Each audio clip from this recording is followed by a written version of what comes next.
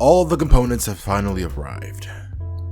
This took a while to get, mainly because I didn't know anything about PC building in general, like what's considered a good GPU or CPU or just good hardware in general. So for the past 3 years, I was just hunting down for the best option. I mean, I wasn't actually thoroughly researching for PCs for most of that time, but I was paying attention to people who showed their builds, and I thought like, hey, that looks pretty cool. How much did it cost? And I realized they cost about $1,000 to $2,000, and that was just a huge turnoff for me. What I didn't know, though, was the difference between AMD builds and NVIDIA builds. I think most pre-builds in general cost way more than if you were to have built it yourself. But if you're getting an NVIDIA graphics card along with a Intel CPU, your build is likely to be more expensive than if you went all in on AMD. Although NVIDIA builds tend to be better, I heard AMD has better price to performance, so not only did I choose it because of that, but also because it's just cheaper. I didn't want to cheap out too much, but after doing some somewhat thorough research for the past couple of months, I came to the conclusion that, hey, if you're on a budget but still want to have higher end hardware, go with AMD. So I decided to just go with that. If you want to know my specs, by the way, here they are. While I was doing my research on how PC building works and I was getting some of the parts for it, this video was uploaded. I eventually decided to go off of this video. Normally, I would think this wouldn't work or not actually be $700, which it wasn't, but I decided to go off of it anyway because I never had a set conclusion on what to get.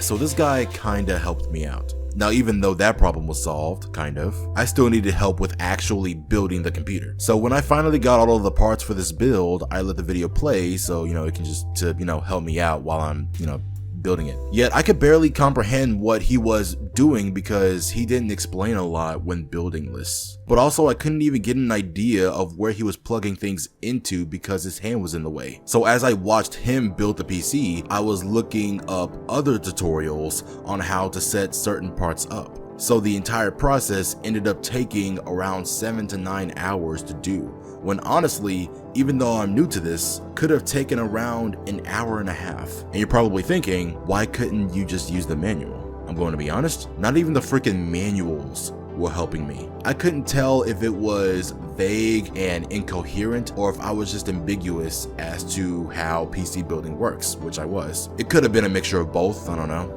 I doubt it though. The motherboard manual didn't help at all. The guy from the Scattervolt channel said all of the parts from the motherboard should be labeled on the manual, and it wasn't. So that's part of the reason why it took so long. The video was probably for people who already knew how to build PCs. Despite all of the issues I had with this, I was stoked for this to be done. Despite the problems I had with your video, Scattervolt, thanks for making it. Even though before warranties and taxes, the build was in fact not $700 or $696. Sure, you probably got it from different stores, but I thought it would be at least like $730 or $750. But no, it was like over $800. It's not even because of when I bought it either.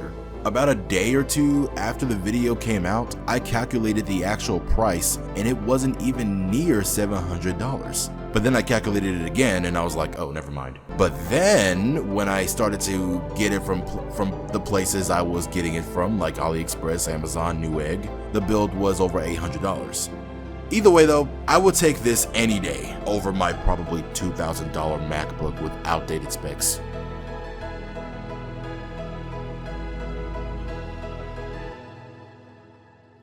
Okay, I do not know how long this video is, but I have been working on this thing for like, I don't know, probably like 7, 8, 9 hours. I don't know. It's like 12, I think. 12, it's, oh gosh, it's 1:28. It's 1:28 in the morning.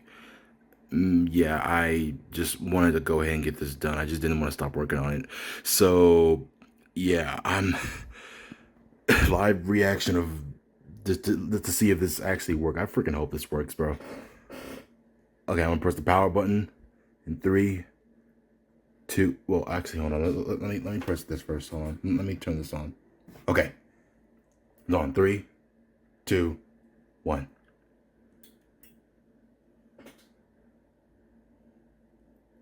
Nothing's happening.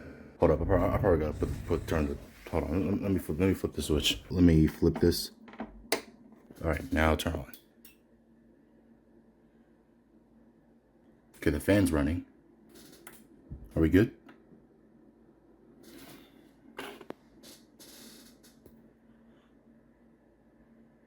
Oh, no signal. Hold on. Oh, just light it up. I don't know why I say no signal. Oh, wait, huh? Press Y to reset FTPM.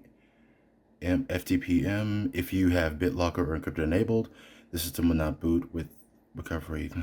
Press N to keep previous FTP. What is that? Record and continue system boot. FTPM will not enable in new CPU.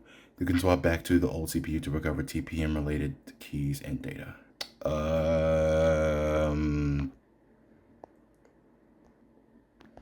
Did that work? I just pressed. I went ahead and pressed Y and no signal.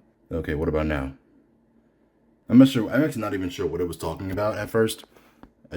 Yeah. Hold on. Just give it. I'm gonna give it a second. Yeah, it's on.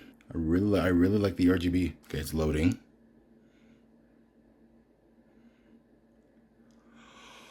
Oh my gosh! Oh, let's go! It worked.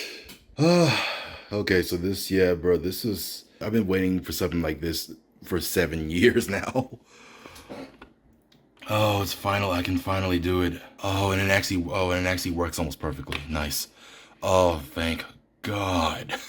Oh my gosh, let's go. Okay, so yeah, I'm doing, yeah, I'll install this like off camera.